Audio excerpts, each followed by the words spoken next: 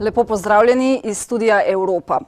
Evropska bazuka, zlata priložnost, čas za reforme. S temi izrazi je pospremljena namera evropskih voditeljev, Evropske komisije in parlamenta, da se državam članicam poleg evropskih sredstev iz proračuna nameni dodatna sredstva, tako imenovane zajetne milijarde iz sklada za okrevanje oziroma mehanizma za okrevanje in odpornost po pandemiji.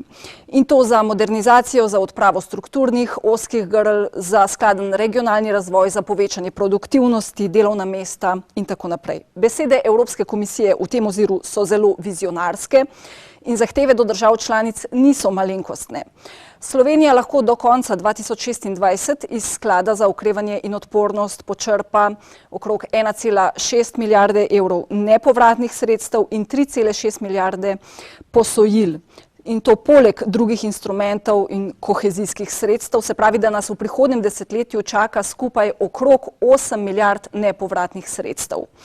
Na vladi nastaja dokument, Nacionalni načrt za okrevanje in odpornost. Vse članice ga morajo v pregled in oceno oddati Evropski komisiji do konca aprila. Kaj Evropa torej pričakuje in zahteva? Kako pri tem sodelujejo evropski poslanci? Kakšen bo načrt in kako ga oceniti? Vse to so vprašanja za naše goste. Lepo pozdravljam vse prisotne. Z nami so Ula Hudina Kmetič iz predstavništva Evropske komisije v Sloveniji, pa Romana Tomc, evropska poslanka iz Evropske ljudske stranke, Krščanski demokrati. Tanja Fajon je tudi z nami, to je evropska poslanka iz skupine Naprednega zavezništva, socialistov in demokratov. Pridružuje se nam Klemen Grošelj, evropski poslanec iz skupine Renew Europe. Ajda Cuderman, državna sekretarka na Ministrstvu za gospodarstvo, pa Marko Pahor, redni profesor ekonomije na Ekonomski fakulteti Univerze v Ljubljani in Gregor Anderluh, direktor Kemijskega inštituta. Vse lepo pozdravljam. In začenjam z vami, gospa Ula Hudina Kmetič iz Evropske komisije. Sprehodiva se skozi nekaj vprašanj, namreč Evropska komisija že mesece sodeluje s predstavniki držav, ki pripravljajo ali pa koordinirajo te nacionalne načrte za okrevanje in odpornost. Obenem je vmes posodobila smernice, sprejela uredbo. Preden greva na nekaj vsebinskih poudarkov, me zanima, kako pogosto je to sodelovanje s predstavniki Evropske komisije in slovenskimi predstavniki vlade? Kaj se dogaja? Najprej predvsem hvala za povabilo v imenu predstavništva Evropske komisije v Sloveniji. Kot ste omenili, zelo intenzivno poteka to sodelovanje, pogajanja, pogovori. Slovenija je bila dejansko ena izmed prvih držav članic, ki je oddala svoj prvi osnutek. Osnutki se vmes posodabljajo, tehnični pogovori potekajo dejansko na tedenski ravni in kot rečeno so zelo intenzivni. Tako kot tudi z vsemi ostalimi državami članicami se je to zdaj pospešilo, ker dejansko delovnih dni do datuma, ko naj bi države članice, kot rečeno, do konca aprila oddale svoje načrte, torej že končne načrte za okrevanje in odpornost, teh delovnih dni je dejansko bolj malo. Tako da zdaj je intenziven pogovor, dialog na vseh ravneh, tehnični, koordinacijski in višji ravni z vsemi državami članicami. Zdaj, Evropska komisija tudi eksplicitno pričakuje, da bodo v te nacionalne načrte vključeni povzetki razprave z vsemi deležniki, nevladnimi organizacijami, lokalnimi skupnostmi, akademskimi sferami. Skratka, tukaj obstaja določeno vprašanje, ampak pustimo, da ga zastavi gospod Andrej Gnezda iz okoljske nevladne organizacije Umanotera, pa prisluhnimo.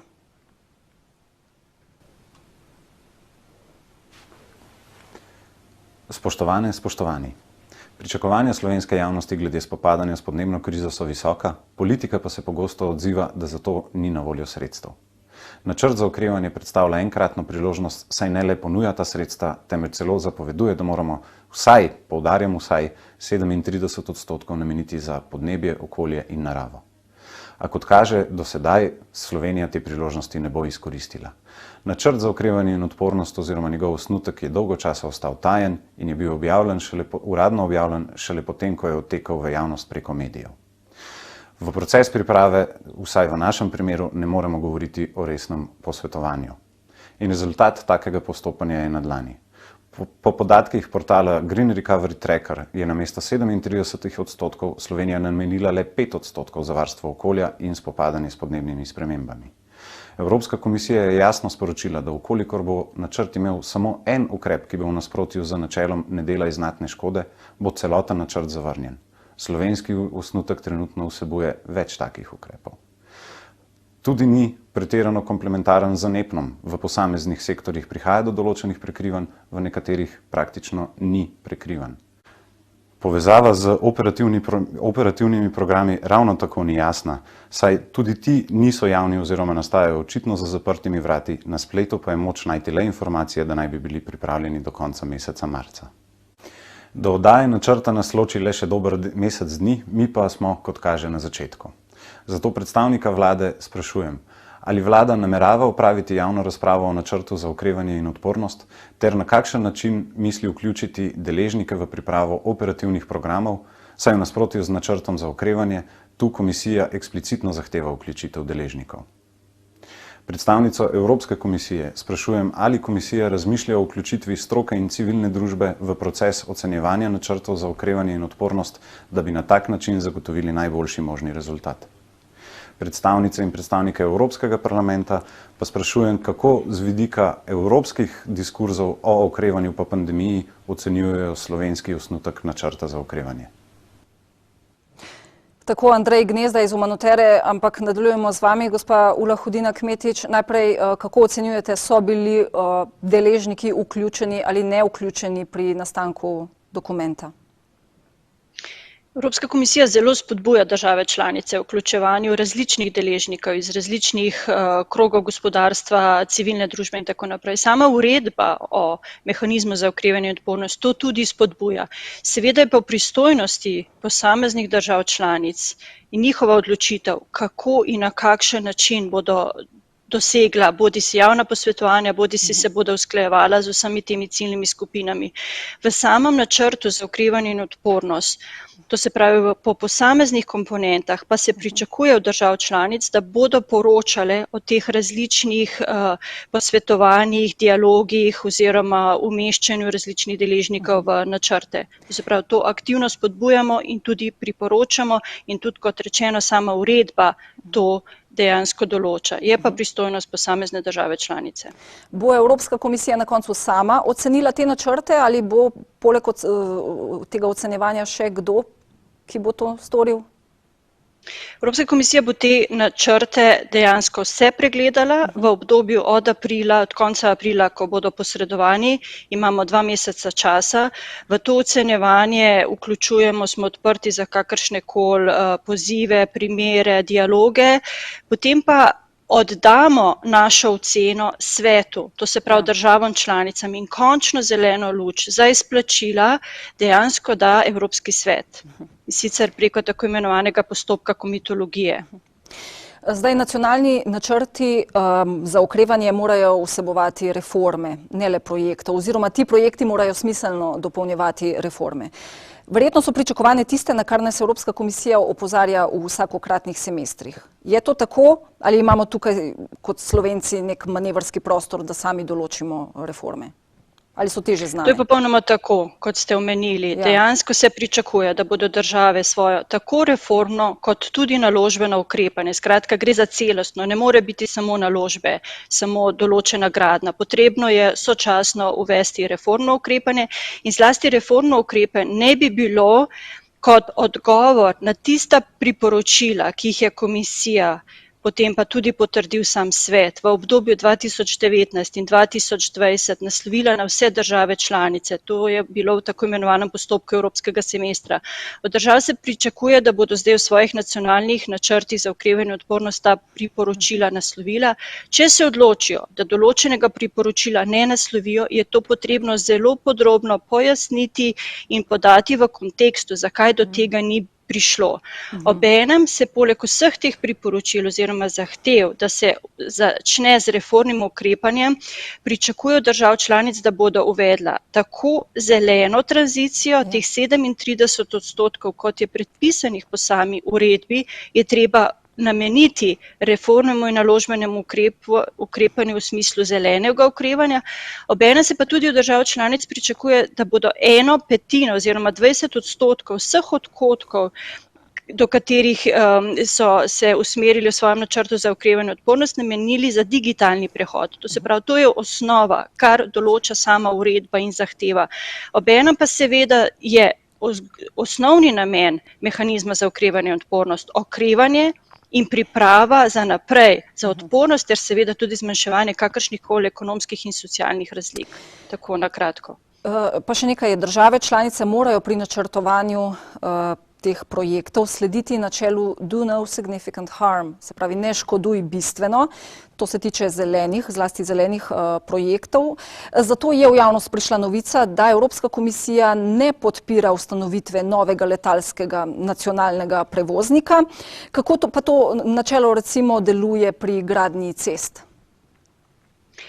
To načelo ne škoduje bistveno okolju, se ne navezuje zgolj na zelene projekte, zgolj na okoljske, kar je zelo posebno in specifično in morda težko dojemljivo. Mehanizem za okrevanje in odpornost zahteva, da dejansko vsak ukrep, bodisi naložbeni, bodisi reformni, ga je treba pregledati z vidika, da se ne škoduje bistveno okolju. To je morda nov pristop, se pa navezuje na že obstoječo zakonodajo, tako imenovani taksonomi. Skratka, z vsakim ukrepom, ki ga država načrtuje in ga bo predvidoma vključila v svoj nacionalni načrt za okrevanje in odpornost, mora pregledati, da ne škoduje bistveno okolju po 6 vidikih.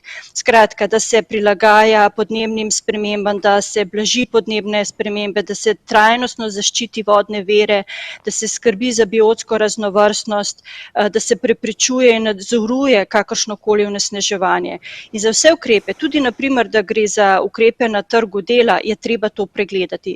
Na določenem področju, kot naprimer trg dela, se pričakuje, da bo ta vpliv seveda bistveno manjši, se potem lahko presoja po poenostavljenem postopku, medtem ko za večje ukrepe, tiste, za katere morda že po sami definiciji se pričakuje potencialni vpliv na okolje, je pa postopek malce bolj kompleksen. Komisija je tudi podala zelo podrobne smernice, da se državam olajša, imajo prav tabelo, kamor morajo to opisovati. In če se navežem na vaše konkretno vprašanje za ceste, dejansko sam mehanizem za okrevanje in odpornost ne preprečuje naložb v ceste, je pa treba pregledati, kakršenkoli vpliv bo imela taka naložba na ceste, in če gre za izjemno velik vpliv, je treba temu prilagoditi samo naložbeno okrevanje in tudi predvideti določene ukrepe, ki bi zmanjšali to izjemno močno vplivanje na okolje. Gospa Hudina Kmetič, zaradi drugih obveznosti vem, da nas boste kmalu zapustili. Izkoriščam priložnost samo na kratko, kdaj bodo lahko prva predplačila, neki avansi na voljo, že koriščenje denarja iz tega sklada, kako bo to delovalo, neki mejniki bodo sproti pri projektih morali biti izpolnjeni?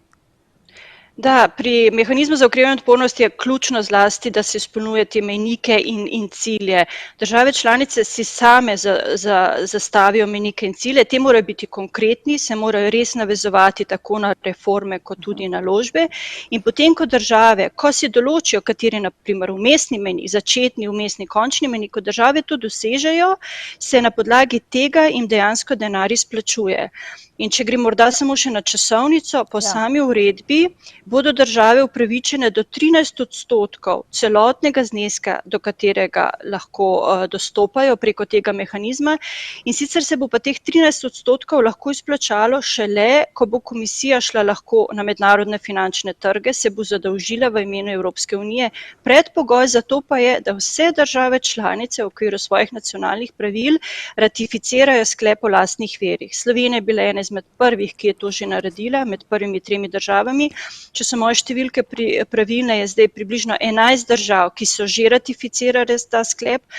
Čakamo še na ostale, zlasti v luči portugalskega predsedovanja se zelo spodbuja in podpira države, da to čim prej naredijo, da bo šla lahko Evropska komisija čim prej na evropske trge, na finančne trge, da se zadolži.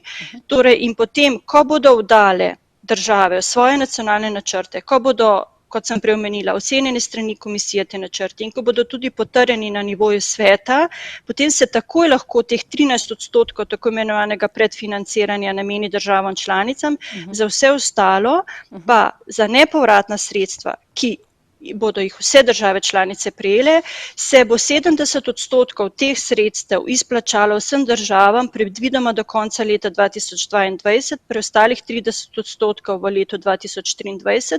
Kar se pa tiče posojil, pa seveda je to odločitev same države članice, koliko od celotnega zneska, ki državi pripada, se bo država odločila, da se bo zadolžila. Lahko celo do leta 2023, do avgusta 2023 zaprosi za povišanje zneska posojil v okviru tega celotnega zneska, ko državi pripada, in se potem to po tranšah državam izplačuje, glede na doseganje prej omenjenih mejnikov. Najlepša hvala. Gospa evropska poslanka Romana Tomc, zdaj Evropski parlament ima pri Skladu za okrevanje okrepljeno nadzorno vlogo. Jaz vas prosim za vaše mnenje oziroma oceno tega instrumenta, o katerem danes razpravljamo, ker gre vendarle za nek približek fiskalni uniji, čeprav je trenutno to še začasen instrument. In ali verjamete, da bo Slovenija znala izkoristiti ta denar in reforme za razvoj, za pospešek razvoja v naslednjih 5 do 6 letih? Ja, hvala lepa za povabilo. Še enkrat lep pozdrav vsem skupaj. Me veseli, da je Evropski parlament zagotovil nekako poglobljeno vlogo oziroma večjo vlogo, kot je bilo sprva predvideno, tudi pri nadzoru delovanja tega sklada za okrevanje oziroma vsakega posameznega nacionalnega sklada za okrevanje. Tako da v parlamentu bomo imeli kar dober nadzor nad tem, kaj se v posameznih državah dogaja. Zaenkrat se med seboj pogovarjamo, jasno, izmenjujemo stališča, mnenja.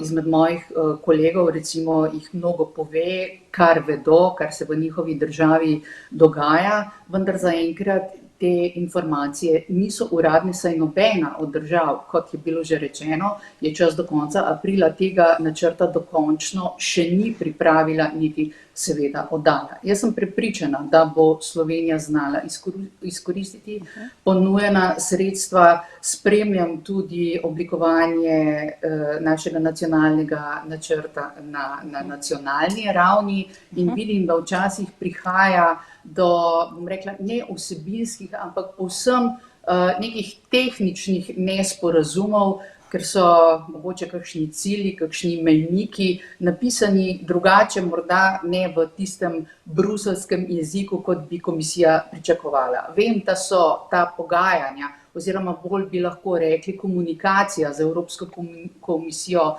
zelo intenzivna in da je komisija tudi tukaj v veliko pomoč, da se pripravi načrt, kot je potrebno. Glede koriščenja sredstev, kot rečeno, nimam nobene bojazni, da ne bi tega znali izkoristiti. Nenazadnje na hitrost in učinkovitost države pod sedanjo vlado kaže tudi to, da smo eni izmed prvih 3 držav, ki smo potrdili tudi oziroma ratificirali potrebne zadeve v povezavi z lastnimi viri.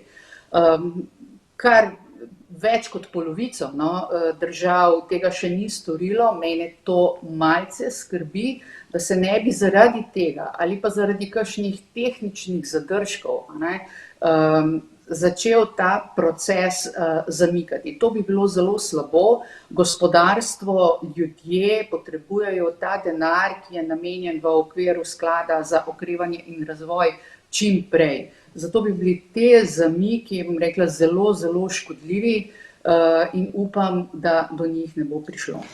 Ko ravno omenjate zamike, Evropsko sodišče, kot veste, zdaj tudi na pobudo Madžarske in Poljske tehta odločitev Evropske komisije, da utegnejo države, ki ne spoštujejo vladavine prava, ostati brez dela sredstev, tako iz proračuna kot iz tega sklada, ki ga danes omenjamo.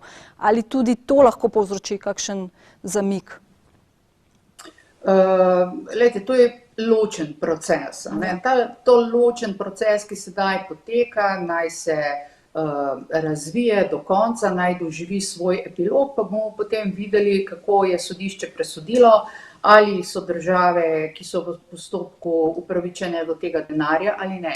Seveda pa tukaj na drugi strani obstaja nevarnost, namreč vsaka izmed teh držav je tudi tista, ki mora ratificirati to določilo o lastnih virih in seveda, če se to ne bi zgodilo in če ratifikacija ne bi bila izpeljana v vseh državah, potem se pojavi novo vprašanje, ki trenutno, čeprav nekateri ga pravno drugače razlagajo, pa vendarle še ni rešeno. To pa je vprašanje, ali se lahko komisija zadolži v imenu vseh držav članic, če ta ratifikacija ni bila speljana v vseh državah članicah. Kot rečeno, obstajajo različna mnenja, vendar pravno, formalno ta zadeva še ni rešena. Ja, tukaj je torej nekaj negotovosti. Gospa Tomc, kako si pa vi predstavljate reforme, ki bodo opredeljene v tem nacionalnem načrtu za okrevanje in odpornost? Morda imate tudi že informacije, kakšne konkretno te reforme bodo, s čim se bomo ukvarjali v prihodnjih 5 letih, kaj bomo spremenili v državi?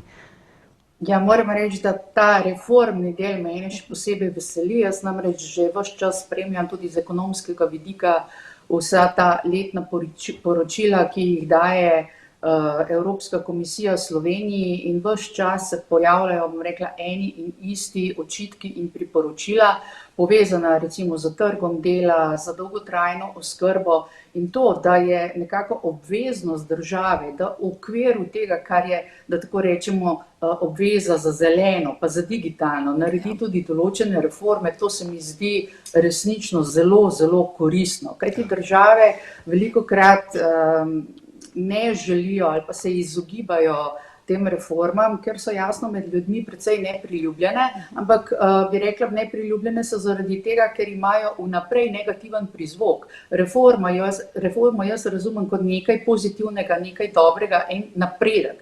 Zato me veseli, da bo recimo da bodo reforme posebej izpostavljene, vse to kolegi so imeli že vsi na vpogled ta dokument, posebej recimo na področju dolgotrajne oskrbe, posebej na področju zdravstva, posebej na področju trga dela in jaz bi rekla, tega pa ni vključenega, ker je pristojnost posamezne države članice, oblikovanje svojega pokojninskega sistema, ampak tudi na področju staranja prebivalstva in daljšega ostajanja na trgu dela, seveda je potrebno nekaj narediti. To vse so tiste reforme, ki bodo v Sloveniji izjemno koristile v nadaljevanju, da bo lahko postavila neke, rekla, bolj zdrave temelje od tistih, ki jih ima danes.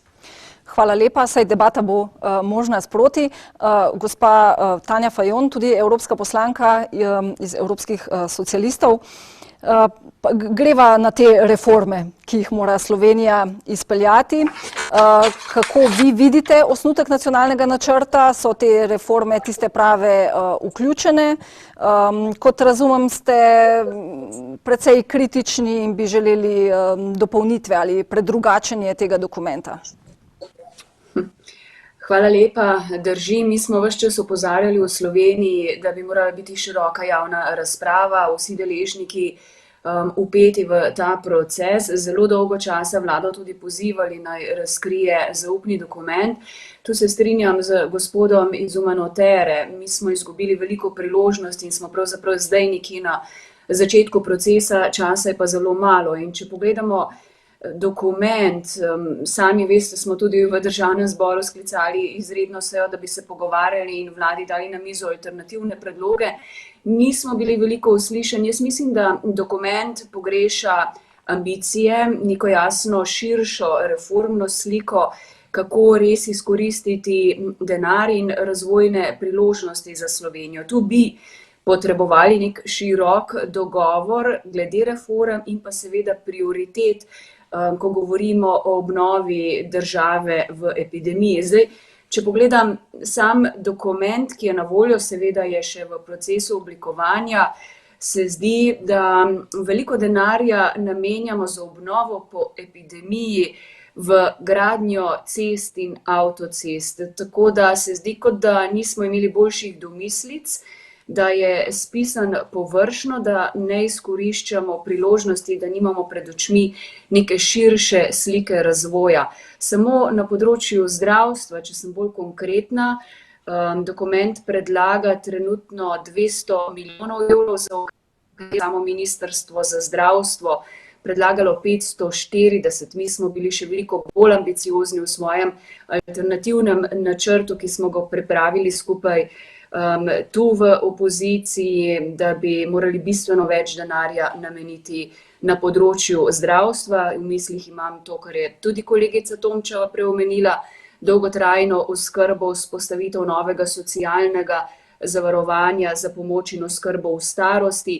Potem tu imamo veliko večje priložnosti za zdravstveno reformo. Vemo, kako na robu je naš javni zdravstveni sistem tudi z zelo dolgimi čakalnimi vrsti, bistveno večjo finančno injekcijo bi potreboval. Tudi ko govorimo o financiranju za znanost in raziskave, pred kratkim smo vložili svoj predlog, kako zagotoviti, da bi povečali izdatke za znanost vsaj na odstotek bruto domačega proizvoda, potem priložnosti za urejanje javnih najemnih stanovanj, za okoljsko in zeleno preobrazbo praktično ta del močno pogrešam. Tako da bi si predvsem želela, da res opravimo eno široko javno razpravo. Zdaj Francija recimo, ki je prva pripravila tak svoj program 100 milijard težak, ki je en dober zgled, dejansko v programu za obnovo in okrevanje nima izgradnje avtocest, nasprotno cest, ampak gre bolj v neko zeleno preobrazbo. So seveda v dokumentu nekateri smiselni ukrepi, da ne bom le kritična, ampak se mi zdi, da izgubljamo veliko razvojno priložnost in da pravzaprav v državi nismo dosegli širokega konsenza, kako črpati ta sredstva. No, Socialni demokrati ste pripravili alternativni scenarij, alternativni načrt za okrevanje in odpornost. V njem pa je predvidenih za kar 15 milijard projektov, toliko ste jih identificirali in toliko jih tudi zagovarjate. Pa recimo, če bi bilo to izpeljano, bi se morala Slovenija zadolžiti za še in še, tako rekoč, milijard evrov. Kako si to predstavljate? Mi smo predvsem upoštevali ne zgolj o teh 5 milijardah, ki govorimo za nacionalni načrt za okrevanje in odpornost, pa vemo, da od tega manjši del so zgolj nepovratna sredstva, ampak smo vključili tudi prihodnji finančni okvir, torej evropsko blagajno, ki bo na voljo, tudi tam bodo sredstva, kohezijska sredstva in pa seveda tisto, kar bo treba zagotoviti iz nacionalnih blagajn. Postavili smo širšo razvojno sliko Slovenije za obdobje naslednjih 10-20 let in v ta ozir postavili tudi naše projekte. Ampak ob projektih se je treba zavedati, ker tudi v tem načrtu, ki je zdaj na mizi in s katerim se pogovarjamo z Evropsko komisijo, ni zastavljenih reform. Investicije seveda so, brez velikih reform ne bomo uspeli v Sloveniji zagotoviti neke ambiciozne razvojne politike, kako bomo zagotovili na eni strani varno javno zdravje, varno okolje in pa seveda nek razvoj. Tako da v našem načrtu imamo veliko projektov, ampak ga dograjujemo tudi z nujnimi reformami, da bo ta preobrazba mogoča.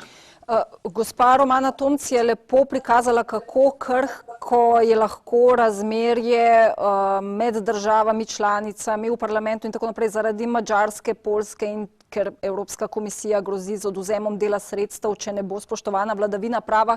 Kako vi ocenjujete krhkost te situacije trenutno?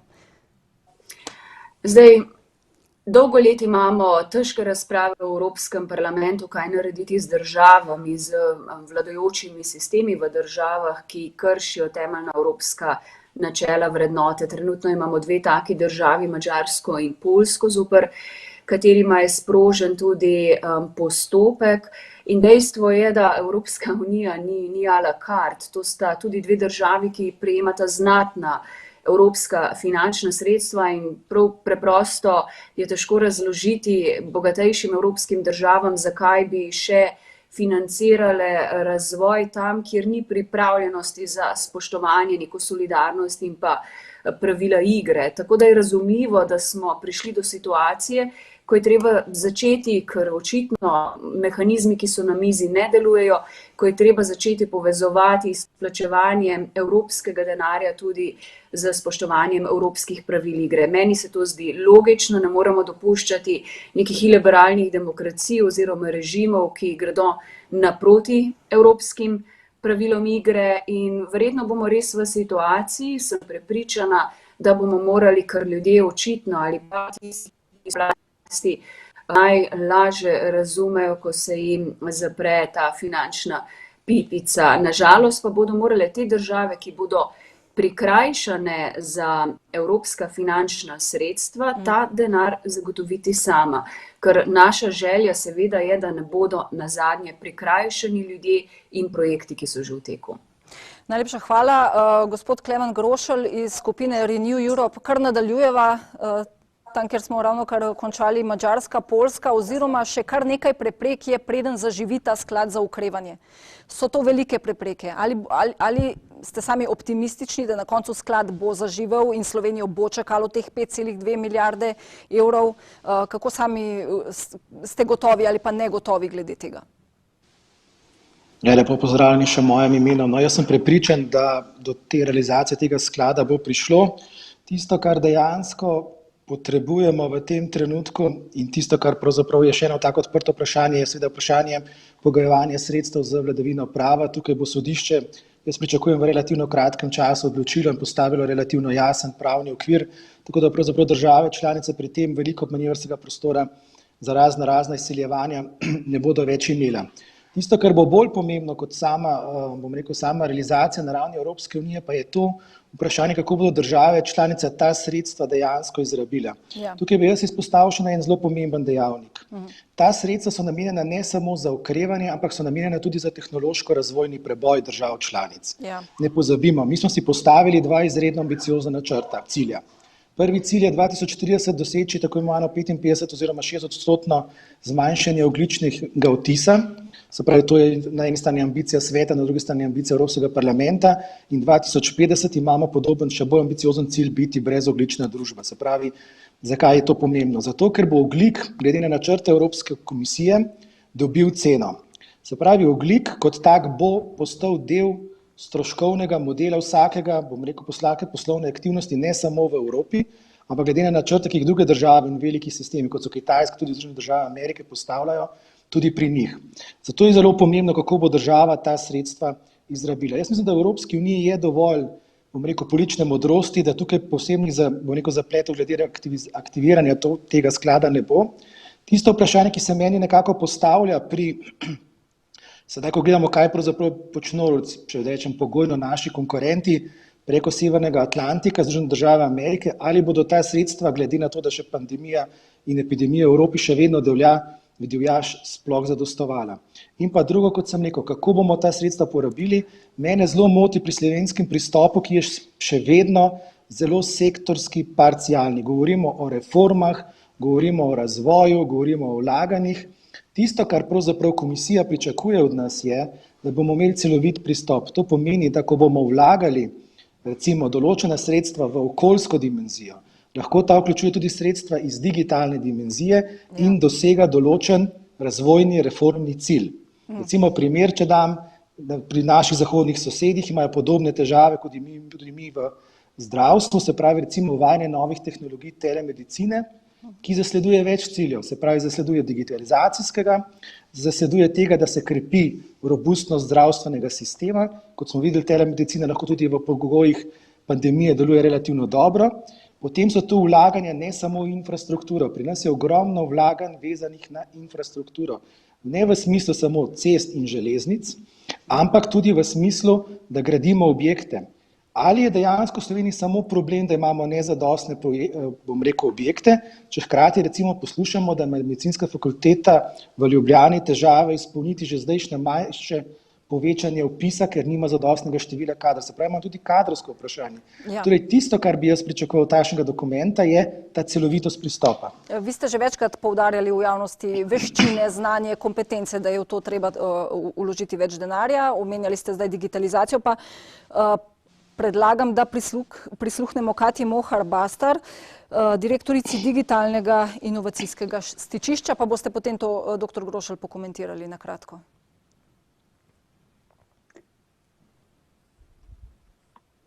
Lepo pozdravljeni. Moje ime je Katja Mohar-Bastar in sem direktorica digitalnega inovacijskega stičišča Slovenije. Ker je moje področje digitalizacija gospodarstva, me zanima stališče Evropskega parlamenta in vas, spoštovanih govorcev, do digitalizacije gospodarstva in družbe. Ali bi se vam, primerjalno z drugimi državami članicami, morda zdelo bolje, če bi digitalizacijo na državni ravni obravnavali bolj centralizirano in medresorsko usklajeno? Kot naslednje vprašanje bi izpostavila digitalne kompetence. Po naših raziskavah že sedaj primanjkuje ustrezno izobraženega kadra za digitalne poklice prihodnosti, torej bi bilo potrebno prilagoditi izobraževalni sistem vse od osnovnih šol dalje, kjer je nujno potrebno uvesti obvezen pouk računalništva, prav tako povečati kapacitete za tehnične študije na fakultetah in možnosti prekvalifikacije obstoječih poklicev. Zanima me vaš pogled na digitalne kompetence. Kot tretje me zanima vaše stališče glede investicij v digitalizacijo gospodarstva, ki je ključno za rast produktivnosti. Ali se strinjate, da je potrebno izkoristiti obdobje okrevanja na tem področju odločneje, saj se podjetja veliko bolj zavedajo pomena digitalizacije kot pred epidemijo? Kot zadnje pa bi izpostavila e-zdravstvo. Kakšen pomen ima po vašem mnenju vlaganje v e-zdravstvo, ki bi lahko pomenilo največjo reformo v zdravstvenem sistemu? Najlepše se vam zahvaljujem za odgovore. Ja, recimo, da so to iztočnice, ne bomo podali vseh odgovorov, sploh pa ne natančno, ampak gospod Grošelj, digitalizacija, ne? V osnutku nemškega načrta za okrevanje, ki seveda tudi še ni celovit in še nastaja, je kar 40% sredstev, ki jih Nemci nameravajo porabiti, namenjenih digitalizaciji. V Sloveniji, mislim, da je gospodarska zbornica izračunala, da jih je bilo v osnutku nekje 10%, bo potem gospa Cuderman pojasnila. Digitalizacija, digitalne veščine, pomoč podjetjem na tem področju, kako to vidite vi? Na kratko, prosim, na kratko. Ja, gotovo. To je eno izmed težišč, v katerem jaz že pravzaprav vse skozi zagovarjam in poudarjam. Se pravi, pri kompetencah bi tukaj jaz se ne fokusiral samo na vprašanje izobraževanja novih kadrov, kar je gotovo pomembno, ampak izredno pomembno je, da pravzaprav vzpostavimo sistem vseživljenjskega digitalnega izobraževanja. Se pravi, digitalizacija in digitalne tehnologije postajajo naš vsakdan. In tukaj imamo v Evropi in tudi v Sloveniji relativen problem, ker je stopnja te, digitalne pismenosti med zaposlenimi in med obstoječo aktivnim prebivalstvom relativno nizek. In tukaj bi lahko ta sredstva bistveno bolje namenili oziroma bi večje fokusiranje moralo biti tudi na to. Drugo, kar je pomembno pri gospodarstvu, je tukaj izredno pomembno to, da pri digitalizaciji gledamo na vse, od interneta stvari do 5G, do teh novih konceptov industrija 4.0. Se pravi, te procesi v tujini že tečejo. In slovensko gospodarstvo tukaj je vpeto v to. Je pa na neke mere, bi rekel, vendarle COVID-19 opozoril, da pri nas še vedno so delovni procesi relativno, bom rekel, intenzivni glede na te stike. Se pravi, delež ljudi, ki še vedno delajo v industriji in je njegova prisotnost nujna na delovnem mestu, je v primerjavi z nekaterimi drugimi državami relativno višji. In tukaj bi lahko ta digitalizacija dosegla bistveno več. In jaz osebno nimam prav nikakršne težave, če bi država bistveno več sredstev namenila za področje, se bom rekel, industrijske digitalizacije, ker tukaj bo proces izjemen. Tisto, kar bom rekel, nekako, kar smo imeli nekoč idejo množične proizvodnje, je ta vedno bolj, bom rekel, specializirana in prilagojena potrebam končnega naročnika. Nekatere industrije danes, ki so bile nekoč znane potem, recimo industrija gradbene opreme, ki je nekoč delala visoke, delala v široko paleto izdelkov v velikih količinah, danes že zaradi digitalizacije in prilagoditve celotnega delovnega procesa in proizvodnega procesa lahko izpolnjuje konkretne, v serijski proizvodnji konkretne potrebe in pričakovanja konkretnega naročnika. In to bo šlo za digitalizacijo vedno hitreje in vedno večja bo ta specializacija glede na potrebe končnega naročnika. In vsi, ki bodo v teh verigah, bodo morali zadostovati istim pogojem in samo to je mogoče doseči za uspešno digitalizacijo, kjer ne bo samo medčloveška kot digitalna komunikacija, ampak vedno bolj tudi komunikacija stvari. Se pravi, vlaganje v to, poleg vlaganja v znanje in raziskave in kompetence, je pravzaprav edina pot naprej. No, če se kaj spreminja poglavje o digitalizaciji, bomo vprašali kar državno sekretarko na Ministrstvu za gospodarstvo, gospo Ajdo Cuderman, ampak najprej, gospa Cuderman, vlada je po številnih kritikah o odsotnosti prave javne, široko odprte razprave o predvidenem razvoju v prihodnjih letih in po pozivih naj vendarle objavi osnutek nacionalnega načrta to storila. Osnutek je zdaj objavljen. Najprej minister Zvone Černač službe vlade za razvoj ponavlja, da je bilo pri snovanju dokumenta vključenih več kot 2000 deležnikov. Kot razumemo, je šlo bolj za lokalne skupnosti in razvojne agencije. Kakšna je bila res vključenost takšnih deležnikov pri nastajanju dokumenta? So bili glasovi slišani, uslišani? Najprej to, če odgovorite. Ja, zdaj, iz našega stališča jaz lahko povem, kako je proces potekal na Ministrstvu za gospodarstvo. Je pa dejstvo, da kompletno vsi resorji nenehoma vodijo dialog z vsemi deležniki, ki vplivajo na njihove ukrepe oziroma na tisto transformacijo, ki se mora zgoditi. Ampak ali te deležnike tudi poslušate ali jim samo predstavljate? Seveda jih poslušamo. Zdaj si morate predstavljati z področja Ministrstva za gospodarstvo, teče nenehen dialog, ne samo z različnimi podpornimi okolji, ki skrbijo za to, da so glas med posameznimi malimi, srednje velikimi podjetji in ministrstvom, ampak tudi z gospodarsko zbornico, obrtno zbornico in različnimi sektorji oziroma združenji. Od sekcije za energetiko do sekcije recimo za kaj pa jaz vem, IKT in tako naprej. Ne? Te dialogi nenehno potekajo, pa ne samo v tem času, ko je RRF nastajal, vendar je treba razumeti, da se v Sloveniji, zdaj ko se približujemo končanju črpanja obstoječe kohezijskega obdobja, pripravlja skupaj z različnimi deležniki na trgu 4 pomembna področja vlaganj sredstev naše države. To je od NOO-ja oziroma RRF-ja, kot danes govorimo, do mehanizma REACT-EU, Just Transition fonda in še planirane nove kohezijske perspektive. In določeni ukrepi so bolj primerni za črpanja recimo iz kohezije, iz gospodarskega stališča zdaj govorim, sredstva za mala in srednja podjetja se lažje razdelijo tam, sredstva za velika podjetja, ki imajo ogromen potencial za razvoj ali pa za množično proizvodno, razvojna sredstva za velika podjetja ali pa za podjetja celo v zahodni regiji, so pa bolj primerne, da se jih planira recimo znotraj RRF-ja, kjer teh omejitev ni. Tako da stvar ni tako enostavna in je pač dolgotrajna. Razumem pa, da da je mnogo nestrpnosti ali pa nerazumevanja, ker morda nekdo ni vključen toliko, kot bi lahko bil, vendar to poteka nenehoma že 2 leti, celoten proces. In vemo tudi, da se spreminja ta nacionalni načrt za okrevanje in odpornost kot dokument. Skoraj 400-stranski osnutek je bil objavljen, ampak je bilo rečeno tudi strani ministra Černača, to se bo spremenilo. In zdaj me zanima, katere poudarke najbolj spreminjate, kot smo slišali predstavnico Evropske komisije, v sodelovanju z njihovimi predstavniki delate intenzivno. Vem, da je v obdelavi poglavje o reformah. Kaj lahko poveste v tem trenutku? Kakšne bodo te reforme, za katere projekte bo šel denar? Zdaj, da začnemo. Prva stvar je bila recimo pripomba iz Umanotera, da gre samo 5% za varstvo okolja, pa potem smo slišali nekajkrat, da je ta osnutek pač od decembra, 23. december, mislim, da nosi ta dokument, ki je bil razkrit. Od tega 23. decembra je bilo vsaj še nekaj 5 krogov minimalno z različnimi komisijami znotraj Evropske komisije razprav po določenih poglavjih in so bili napravljeni tudi popravki.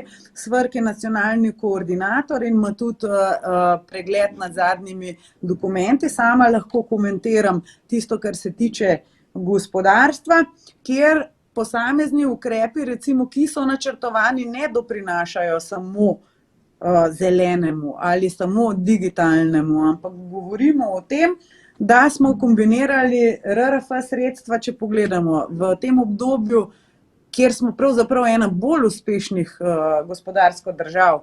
5,5% padec je IMF objavil nekaj dni nazaj, v primerjavi z ostalimi evropskimi državami je to daleč najboljše, ker smo vsa sredstva zagotavljali za likvidnost. Z REACT-EU delamo še nekaj na likvidnosti, pa deloma na investicijah. RRF pa je seveda cilj zagotoviti investicijski denar. Zdaj pa kakšen investicijski denar za gospodarstvo, ki bo hkrati skrbel, tako kot je rekel dr. Grošelj, za proces industrijske digitalizacije, ki prispeva lahko k zmanjševanju CO2, to se pravi, že imamo zeleno komponento tudi v nekem digitalnem ukrepu, hkrati skrbimo za investicije za zelen prehod, FIT 55, ki je evropski cilj, velja do 2035, to se pravi, RRF je pa dvoletni, recimo nekako do 4-letni načrt. Ne moramo govoriti, da bomo takoj samo s temi sredstvi prišli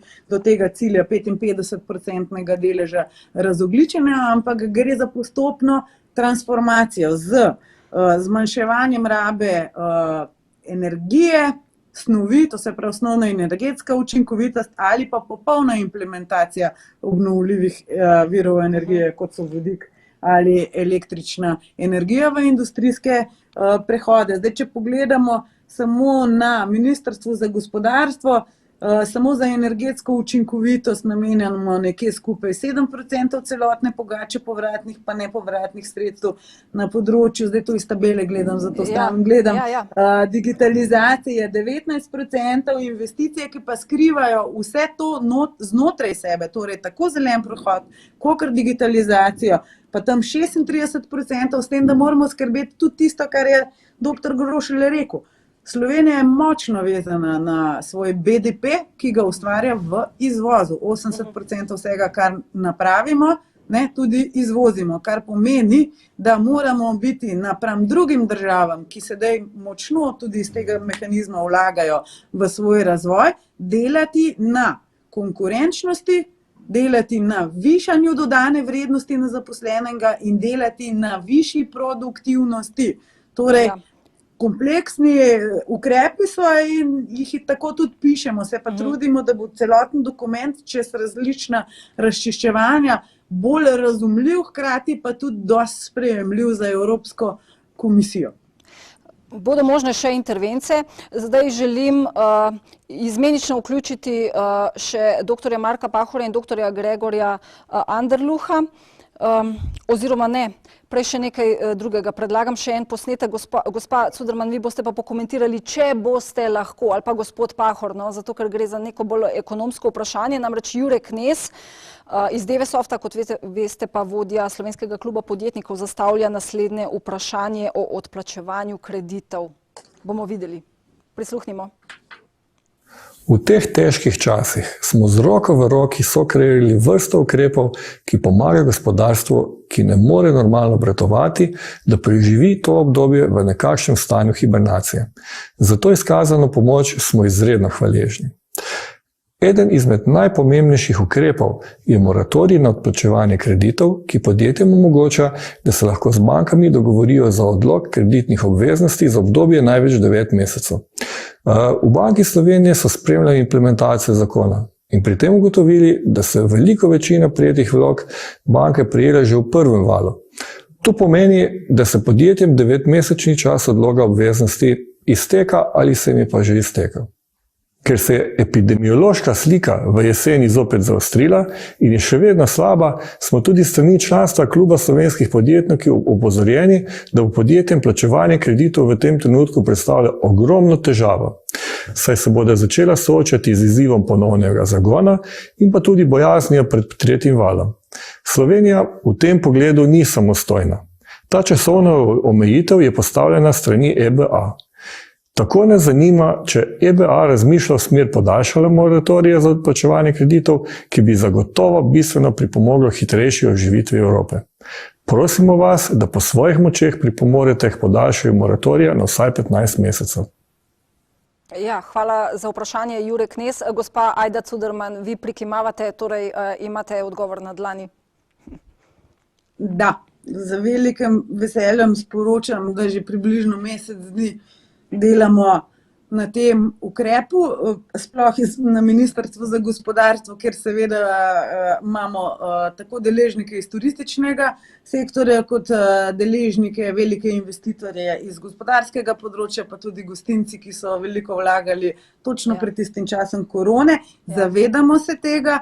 V tem tednu se srečujemo z Ministrstvom za finance in predsednikom vlade, da dorečemo zadnje podrobnosti. Vsi se zavedamo, da moratorij, ki je trenutno veljav do 1. aprila, je potrebno podaljšati. Proces je malenkost daljši, tako da bo verjetno vlada izdala neka priporočila bankam, da začasno zadržijo kakršnekoli izterjave, hkrati je pa potrebno odpočeti proces. To se pravi, na eni strani Ministrstvo za finance mora za EBO doreči, da spremenijo tiste svoje smernice, ki govorijo o moratorijih in da se to podaljša na evropski ravni. Banka Slovenije seveda s svojim sklepom bo potem te smernice, ki bodo sprejete po informacijah in zagotovilih, imamo informacijo, da to se obrne proces v 14 dnevih. Banka Slovenije to sklepom potrdi in pa seveda država mora zagotoviti zakonsko podlago, bodisi v obliki PKP 9 ali interventnega zakona strani Ministrstva za gospodarstvo. Podrobnosti bodo verjetno znane v tem tednu, to pa rešujemo, tako da se vsi zavedamo pravzaprav, da nekako neke prejete pomoči v tem trenutku ne omogočajo normalnega odplačevanja kreditnih obveznosti, ker so pogosto izgube podjetij višje, kot so njihove kreditne obveznosti. Tako da to neimenovno pomeni, ali bodisi razprodajo nekega privatnega premoženja, kar ni smiselno oziroma preprečuje kakršnikoli ponovni zagon. Dobro. Tako da to je Hvala ena lepa, od prioritet, to Hvala. zagotavljam. Hvala za izčrpen odgovor. Zdaj pa res dr. Marko Pahor. Gremo nazaj k nacionalnemu načrtu za okrevanje in odpornost. Vi ste prebrali osnutek, kot rečeno se spreminja. Takrat ste nekatera poglavja oziroma projekte ocenili kot dobro napisane, spet druga pa kot seveda slabo napisana, razvlečena poglavja v neko birokratsko latovščino. Mene pa bolj zanima, kakšen je ta osnutek z vidika nekega razvojnega dokumenta. Lahko razberete razvoj in kaj bi svetovali vladi, kako tak dokument sestaviti? No, jaz sem bil precej kritičen do tega dokumenta. Tudi z tega vidika, neka jasna smernica razvoja sve iz njega ni vidna. Ni zdaj to nekaj, kar je pravzaprav novo pri slovenskih dokumentih. Tudi prej strategije razvoja so zelo pogosto pisane kot za vsakogar nekaj. Tudi mislim, da tole slovensko razumevanje, vključevanje različnih deležnikov je precej nenavadno. Sicer nič slabega ni, da vključiš, da se zbere ideje, ampak potem je pa treba tem idejam najti skupni imenovalec in za ta skupni imenovalec tudi nekje povedati, kam pravzaprav želimo to Slovenijo peljati. In tega ni. Se pravi, kaj so zdaj tisti ključni projekti, okrog katerih bi radi gradili. Mi imamo malo tega, za vsakogar nekaj, ni pa seveda ključne vizije. Ampak recimo tudi pri strategiji zelenega razvoja Slovenije, recimo na del tega se tudi dokument, na načrt okrevanja za Slovenijo nanaša. Tudi tam tega ni. Tam je zeleno vse po malem. Tudi recimo, ko je bilo pred leti strategije pametne specializacije. Tudi tle pri Sloveniji ni, mislim, kam se bomo zdaj specializirali. Spravi, vedno znova in znova, pa ne glede na to, katero opcijo imamo na vladi, je tle leva sredina, desna sredina, vedno znova in znova te priložnosti zamudimo. Nihče se ne odloči, zdaj bomo pa peljali sem pa to. Oziroma imamo 38 dokumentov, nimamo pa enega razvojnega dokumenta. Zadnji poskus je sicer bil pod vlado Mira Cerarja, ki pa ni uspel, da bi imeli strategijo razvoja. Ja, težko je reči, zakaj pravzaprav se to dogaja in kako bi bilo to drugače. Ampak dejstva pa so taka. In tukaj zelo veliko stvari manjka, pa bi lahko bile, tudi prej sem omenjal tole pametno specializacijo. Kje so recimo pametna mesta, pametna infrastruktura, ki bi hkrati recimo odgovarjala tako na digitalni del, kot tudi na zeleni del. Čeprav na terenu marsikaj se dogaja, recimo na podjetniški ravni, razvoj, napredek, ministrstva to podpirajo, tako da razvoj definitivno pronica. Zanima pa me, ko bomo morali pisati konkretne reforme, te velike zgodbe, gospod Pahor, kakšne reforme si vi predstavljate v takšnem razvojnem dokumentu? Gospa Tomc, gospa Fajon, ste jih nekaj že našteli. Ja, zdaj kot tak dokument, ker je res tako lepo spisan okrog reform, je španski dokument. Mislim, pri španskem dokumentu mi mrske všeč, že od tega, da ima slogan. Španski dokument začne z España puede, Španija zmore, in to je že nekaj, kar angažira silo. Potem se oni naštejejo, zdaj ne vem, mogo bi še enkrat pogledati, 10 ali 12 ključnih reform in potem so vsi projekti zbrani okrog teh ključnih reform. In recimo nekaj, kar je prej gospa Hudina prej recimo opozorila na to, kaj nas vedno znova Evropski semester opozarja, ena stvar je pokojninska reforma. In recimo, kako bi lahko zdaj ta denar oblikoval okrog pokojninske reforme, je, da recimo en del tega nameniš tudi za recimo tretji stebr, drugi, tretji stebr pokojninske reforme, pri katerem recimo potem še predvidiš dodatna polnjenja, v večji meri, kot je to do zdaj, to je pri nas zelo skromno, in okrog tega oblikuješ, se pravi, tle oblikuješ neke kapitalske sklade, ki ciljno investirajo v zeleno, v digitalno, za te sklade nameniš en ta začetni kapital, in se potem v okviru tudi pokojninske reforme polniš to z obveznimi prispevki na nek način v ta kapitalski stebr. Ali je to drugi v smislu podjetja, ali je to tretji stebr v smislu individualnih prispevkov. Mislim, da se bomo morali k pokojninski reformi vrniti. Kapital v Sloveniji. Ja, ker v pokojninski reformi se bomo morali vrniti, ker vidim gospod Tomčevo, da odkimava. Ampak gospod Gregor Anderluh, vas bom zdaj vključila z raziskavami in razvojem, se pravi z R&D dejavnostjo. Ste vodja Kemijskega inštituta, tudi nagrajeni raziskovalec. Raziskovalna infrastruktura v državi je podhranjena, to ste sami večkrat poudarili. Verjetno ste preleteli osnutek nacionalnega načrta za okrevanje in odpornost. Ali v njem najdete dovolj sredstev za raziskovalno infrastrukturo, ampak na tem mestu naj še citiram oziroma povem, kaj pravi minister Černač na očitek, da mogoče teh sredstev ni dovolj. Pravi, da tudi iz obstoječe perspektive kohezije ostajajo sredstva za R&D, da pač ni dovolj projektov, da enostavno niso počrpana. Kaj se dogaja?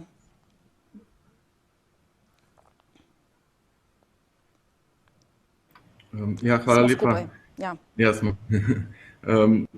V trenutnem dokumentu načrta za okrevanje in odpornost definitivno pogrešam več pozornosti namenjene raziskovalni infrastrukturi. Kot ste samo omenila, je to področje izjemno podhranjeno in Slovenija je dolga leta premalo vlagala v infrastrukturo. Rezultat je ta, da so nas druge države iz območja EU13 prehitele, vlagali so v prejšnjih 2 programskih obdobjih ogromno sredstev, tudi iz nacionalnih in iz operativnih programov, kar mi seveda nismo počeli. Tako da v bistvu tukaj zdaj je nek tak zelo velik zaostanek za njimi in mi bomo mogli temu področju zares nameniti veliko več pozornosti, kot smo to delali do zdaj. A smemo vprašati, kako naj razumemo raziskovalno dejavnost? To so lahko mehke vsebine, lahko so vrhunski dosežki, raziskovanje, temeljne raziskave, lahko pa je to izgradnja infrastrukture, se pravi, ne vem, medicinske doline oziroma nakupa strojev, da pridejo tudi tuji raziskovalci k nam delati.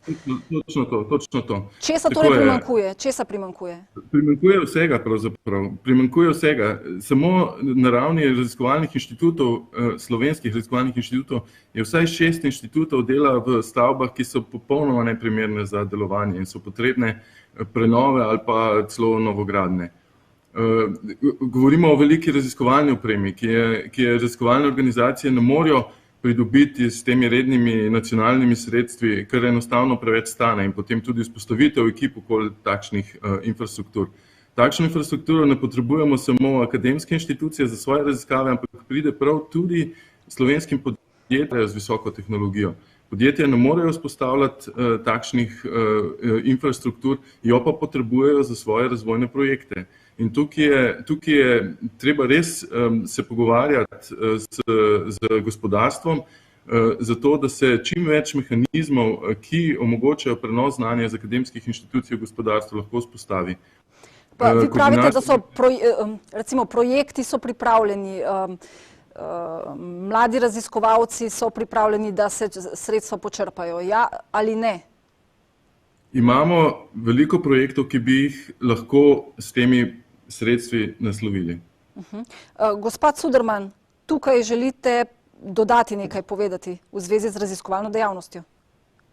Ja, jaz moram prvo reči, da zelo cenim Kemijski inštitut. Oni imajo res prebojne rešitve in so tudi sposobni jih sami tržati.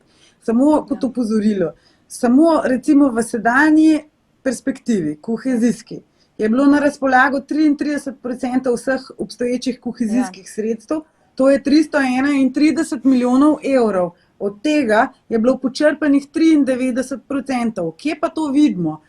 Zdaj moramo razumeti dve stvari. Gospod je govoril verjetno o temeljni raziskovalni dejavnosti, to, kar pokriva ARRS. To so bazične raziskave, tja nekje do tega, da se preizkusi v praksi, za kar se potrebuje veliko osnovnih sredstev pa laboratorijsko opremo. Mi na Ministrstvu za gospodarstvo moramo skrbeti pa za to, da lahko rečemo, da je denar slovenskih davkoplačevalcev dobro naložen. To pomeni, da se vse inovacije tudi skomercializirajo, prodajo na trgu in da govorimo o tako imenovani disperziji tudi v tujino. Tega pa še ni, govorimo o TRL 6 do 9 in tukaj je premalo poudarka. Zaradi tega pri RRF-ju ne samo, da dajemo ta majčken košček, ki ga imamo za gospodarstvo, cel hočemo tja vložiti pravzaprav. Če pogledamo, imamo na komponenti raziskave, razvoja in inovacije, tam nekje okoli, čakajte, 70 milijonov evrov in ta bo šel celoti za to, da se pripelje strokovnjake, če podjetja nimajo sami mladih raziskovalcev in jih vzamejo, samo ne z namenom pisanja člankov, ampak z namenom, da prijavijo patent, pa da spravijo produkt v življenje, pa na trg. To je namen. In tako je treba posegati v bistvu ukrepe. Gospod Suderman, to so posojila.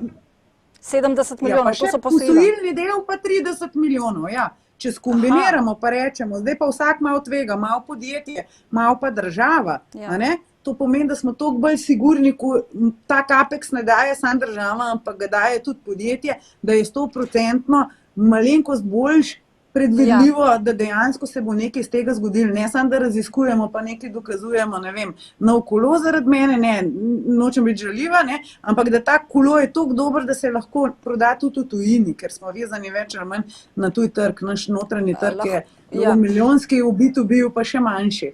A lahko tukaj odziv, gospod Anderluh, glede na to, kaj ste slišali zdaj? Jaz se absolutno strinjam z gospod Suderman. Mi v zadnjih nekaj letih smo zelo malo denarja usmerjali na to področje, umestno področje med akademsko sfero in gospodarstvom.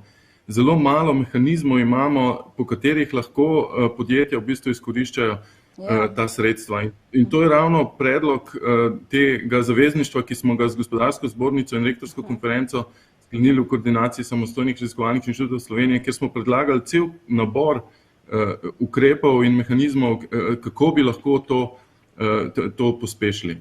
Ne govorim jaz izključno o tem osnovnih raziskavah, ki seveda morajo potekati in biti obilno podprte, ampak govorim tudi o tem umestnem delu, ki je premalo pozornosti. Doktor Anderluh, če vzameva vsa sredstva, se tukaj še evropski proračun, kohezija, ogromno je teh sredstev iz različnih virov, pa če vzameva projektno pisarno na vašem Kemijskem inštitutu, ali bo ta pisarna lahko v prihodnjih letih zagotovila za projekte recimo 20% evropskega denarja, zdaj jih tam malo čez 10, ne? To je vaš cilj, 20%? Ja?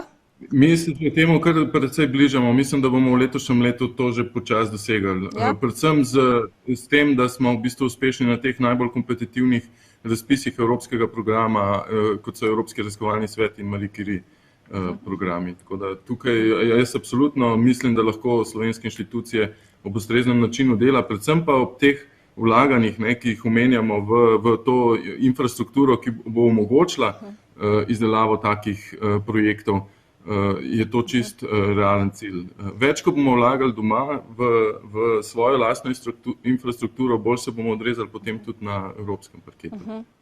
Hvala lepa. Gospod Grošelj, imate besedo, ampak samo minuto, če ste želeli na temo raziskav in razvoja. Res minuta, ker počasi končujemo. Jaz se bom izkoristil to priložnost, ker se bom žal počas potem poslovil. Zelo preprosto, Biotek Pfizer je primer raziskave bazične, ki je dolgo časa ležala v predalu, danes pa v bistvu rešuje svetovno pandemijo. Torej, vlaganja v bazične raziskave so nujno potrebne. Kako bo ta prešla v aplikativno, je seveda naslednji izziv, ki ga mora tudi naša država nasloviti. Torej, ne gre za dilemo bazične, aplikativne raziskave, inovacije, potem patent in tako naprej. Vse to gre z roko v roko in država mora v to vlagati. Zato pa rabimo bazično infrastrukturo. Bom dal primer. Poljska je vložila v samo enega izmed svojih inštitutov iz kohezijskih sredstev v prejšnji perspektivi 100 milijonov v tehniko, v opremo, v infrastrukturo. Vse to je potrebno vlagati in zdaj država mora tukaj premisliti, kako bo te investicije naredile, ker investicije v znanje in raziskave so nujne. Zakaj?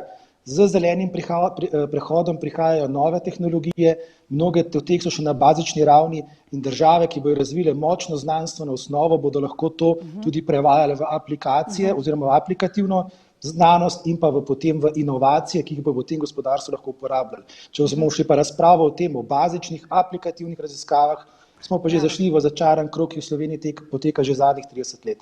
Torej sem bi zahvalil danes za povabilo in se opravičujem, ker bom žal mogel zapustiti. Hvala. Se tudi mi imamo še okrog 5 minut, če ste za to. Doktor Pahor, še dva makroekonomska poudarka. Junckerjev načrt, se ga spomnite, zdaj se imenuje drugače, Invest EU. Ni imel nekega velikega dometa v Sloveniji, zlasti zaradi odsotnosti nekega zasebnega vira financiranja, bodisi dolžniškega, bodisi lastniškega. Se pravi, a ste tokrat pri tem skladu za okrevanje in odpornost bolj prepričani, da bomo znali ta denar izkoristiti, ker vendarle lahko kombiniramo vire, ni pa nujno, imamo na voljo ogromno nepovratnih sredstev. Verjetno pa vam je znano, da nekatere države se že vnaprej nekaj mogoče pretirano na glas ali pa prenagljeno odpovedujejo posojilom, češ teh posojil niti ne potrebujemo. Slovenija bi jih bo verjetno potrebovala, jih bo verjetno koristila. Na kratko. Če začnem pri posojilih. Razumem, zdaj države v tem trenutku, tudi države iz recimo temu evropske periferije in ta skupni evropski posojilni načrt, ki izkorišča boniteto celotne Evrope oziroma boljših evropskih držav, v tem trenutku ne koristi toliko, zato ker se tudi same lahko zelo ugodno zadolžujejo. Tudi Slovenija recimo se že skoraj celo leto praktično zadolžuje po negativnih nominalnih obrestnih merah. Tako da z tega vidika tudi v tem trenutku res ni tako zelo koristno. Ampak vprašanje je, kaj se bo to na dolgi rok dogajalo. Tako da, če nas je recimo kaj naučilo zdaj tole okrog nabav cepiv, če imamo neko tako priložnost, zakaj pa ne. Zdaj, kar se pa aktivacije kapitala tiče, za Slovenijo vsekakor bolj se odnesejo tisti mehanizmi, ki ne zahtevajo aktivacije zasebnega kapitala. Razlogov za to je več. Prvi je ta, da v Sloveniji resnično veliko kapitala manjka. Že kar nekaj let nazaj je bila recimo narejena ocena, da v Sloveniji manjka nekje med 6 in 7 milijardami zasebnega lastniškega kapitala. V tem času se je verjetno številka povečala. In dejansko neka aktivacija domačega kapitala je težko dobiti. Zato zato je razumljivo, zakaj Junckerjev plan za Slovenijo ni požel nekega velikega uspeha. Tokrat je pa drugače. V tem gre predvsem za javne investicije in recimo temu je eno upanje, da bo to ponovno zagnalo javne investicije. Zdaj, treba se zavedati tega, da neto javne investicije so v celotnem evroobmočju, tudi vključno s Slovenijo, po zadnji finančni krizi, se pravi tam nekje po 2008-2009, praktično izginile. Javni sektor oziroma sektor širše države se je celo v tem času dezinvestiral, kar je tako precej nenormalno stanje. In eno upanje je, da bo to spet oživelo in spet ustvarilo to kulturo javnega investiranja, ki je v evroobmočju zaradi pravil, teh austerity, varčevanje, praktično izginilo. In to že dolgo časa traja, da to pravzaprav postala ena nova normalnost. Tako da mogoče bo to dalo en pospešek k vrnitvi v staro normalnost, kjer dejansko država tudi investira. Najlepša hvala. Torej, čisto za konec, da pritisnemo piko, pa še gospe Fajon in Tomc. Če želita se navezati na marsikaj, kar je bilo doslej odprto, mogoče gospa Tomc, ne vem, bi želeli komentirati pokojninsko reformo, ki se pričakuje od nas in kakšna naj bi ta bila, ali kaj drugega vam prepuščam? Ne bi tokrat o pokojninski reformi, ker zadeve so malce širše kot to, kar je bilo rečeno. Seveda se ne pričakuje od nas, da bomo financirali neke sklade. Pokojninska reforma je seveda nekaj popolnoma drugega. Kar pa opozorila pa je, da dejansko se vidi tukaj tudi sedaj naš velik razvojni zaostanek. Mi 10 ali več let nismo investirali v znanost, nismo investirali v dobro podjetniško okolje. Vprašajmo se zdaj, zakaj ni v Sloveniji podjetniškega kapitala, ki bi ga lahko aktivirali. Zaradi tega, ker pač tukaj ni bilo dovolj ugodnega okolja, da bi se podjetništvo lahko razvijalo. Pod reformo trga dela, kaj si predstavljamo? Ne financiranje nekih agencij, ki bodo izobraževale zaposlene v podjetjih, kako bodo lahko recimo uporabljali računalnik. To ni tisto, kar si mi predstavljamo pod preboj Slovenije. Ampak vemo pa, da imamo strašne težave na trgu dela, ker seveda ljudi, ki bi bili zaposljivi, pravzaprav primanjkuje, čeprav jih imamo na Zavodu za zaposlovanje kar nekaj. To se pravi, čuti se dolgoletni razkorak med potrebami na trgu dela in tistim, kar trg dela ponuja. Ampak poglejte, ni rešitev samo v trgu dela, to je zgolj posledica. Mi moramo poseči en korak nazaj v izobraževalni sistem, ki ga moramo reformirati in spremeniti tako, da bo izobraževal ljudi, kadre, ki jih trg potrebuje.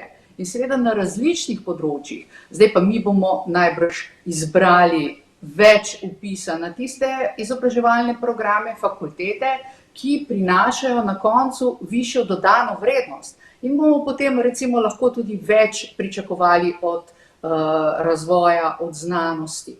Seveda pa v Sloveniji je značilno, mislim, da tudi to, čeprav tega področja tako zelo ne poznam, ampak veseli me, če so se tako dogovorili, da bodo znanstveniki in raziskovalci bolj sodelovali z gospodarstvom. Tudi tukaj se je čutil razkorak. In mislim, da morate iti te dve sferi z roko v roki. To se pravi, imamo pred sabo ogromno razvojnih izzivov. A veste, tukaj imamo denarja na voljo veliko, vendar nič ne bomo naredili, če bomo ta denar enostavno samo uporabili recimo za to, da bomo zapolnili manko, ki ga imamo v zdravstveni blagajni. Če ne bomo hkrati s tem naredili tudi reforme zdravstvenega sistema, reforme dolgotrajne oskrbe, potem nismo naredili nič, ampak smo neproduktivno porabili ta denar. Zato je res pomembno, da pazimo, denar je trenutno poceni, del denarja je tudi podarjen, vendar Na koncu se bodo države razlikovale po tem, kako učinkovito so ta denar porabile. Tiste, ki ga bodo porabile učinkovite, bodo odskočile v pozitivnem smislu in bodo doživele nek razvojni preboj. Nekatere pa pač bodo to priložnost zamudile. Jaz sem prepričana, da jo Slovenija ne bo in da bomo ta denar učinkovito in koristno porabili. Hvala lepa. Gospa Fajon, kaj si vi obetate od teh sredstev, kot smo slišali, kar nekaj jih bo? Treba bo paziti, kako bodo porabljena. Drži in jaz nisem mogoče tako optimistična, pa bi si želela biti. Zdaj, če bomo resnično želeli doseči ta razvojni preboj za Slovenijo in to mora biti naša ambicija, moramo narediti en res smiselni preskok. Zdaj, gospod Pahor je prej tako lepo povedal, da očitno imamo v Sloveniji velike izzive z nekimi strategijami, delovanjem, črtanjem smernic, pa s tem, kako vpeti vse deležnike in dosegati širše soglasje. O tem govorim, kako narediti ta miselni preskok, da bomo imeli skupno ambicijo za naslednje razvojno desetletje in še več, kako in v katero smer peljati Slovenijo. Jaz bi tu mogoče za konec samo rekla, vemo, kje so dobre prakse. Slišali smo prej španski primer, poznamo francoski primer, ki še vedno velja za zelo zgleden, kako so predstavili svoj načrt za okrevanje in odpornost. Tudi Nemčija, kjer imajo celo seminarje javne, da se posvetujejo, ima 6 ključnih prioritet, celo 40% za podnebje.